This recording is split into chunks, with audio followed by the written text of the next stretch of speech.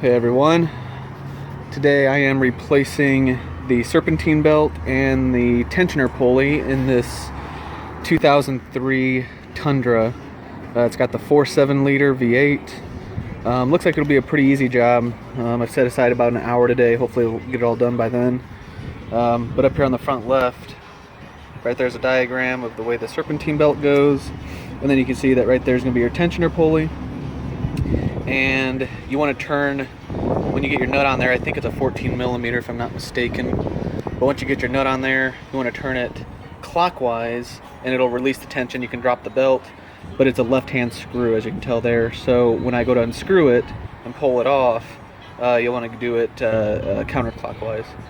So I'm going to go down there, see if there's anything out of the normal, but this should be a pretty quick and easy job. So be right back.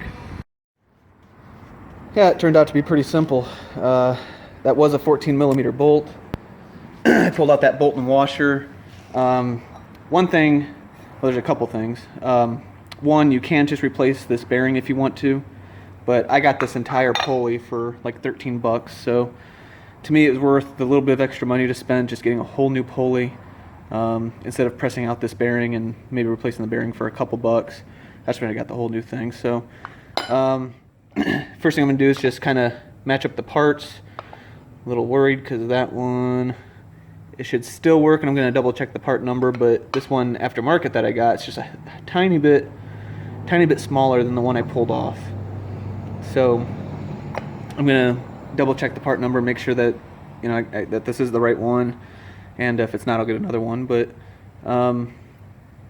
so that's good. The other thing is just double check the Serpentine as well. So just make sure it looked like it's about the same size, but that's the old one. Here's the new one. It's all folded in now, but I unfolded it. It is about the same size, so I think we're good. Another thing to mention, if you are going to reuse the pulley, this has some, I don't know, yeah, you can see it, but this little residue on here, this is probably, I don't know what that is, but it's almost like maybe it's melted rubber off the old one. That's what usually that is, but you might want to take a wire brush, clean that up. You don't want to have any of that because all this is going to do is melt and get on the new belt. So make sure all your pulleys are clean. The other thing you want to make sure of is go underneath, check all the pulleys, make sure they all move freely, because if one's starting to seize up or anything, it'll just destroy the new belt and you have to do all this over again. So like I said, it's pretty easy getting it off, and I'm going to go double check that new pulley. There you can kind of see the difference. It's a little bit smaller. But I'll double check that number. The bearing and the inside looks about the same, so I'm just guessing this aftermarket one's just a little smaller. But I'm going to double check that, and I will get that back on there, and I'm going to double check the pulleys as well, make sure all of them spin freely. So I'll do that and be right back.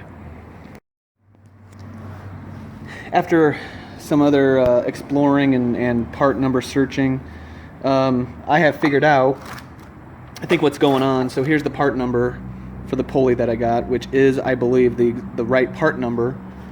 And so, like this pulley, what does fit in this box, and it fits perfect. So you can tell this box was made for a pulley this size. But the problem is, you can even tell, I think somebody slid the wrong part in this box. But this pulley is obviously smaller, like I had said. But the problem comes when you're sliding this over where the spring's at that this attaches to. It doesn't clear this back end. The spring is actually hitting the side, so this will not work. So I'm just going to throw this one on here. I'm getting the correct one shipped to me. I'm going to clean this up, though. I'm going to run a wire brush over this, just clean all this crap that's on here. But the bearing still spins, so this will work, but I do still want to replace this.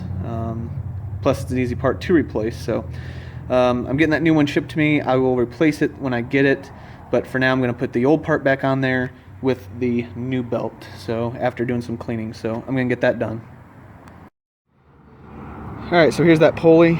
I took a wire brush to it, cleaned off all that residue and crap that was on there. So this is what it looks like now. It's all nice and smooth. So I will put this pulley back on there.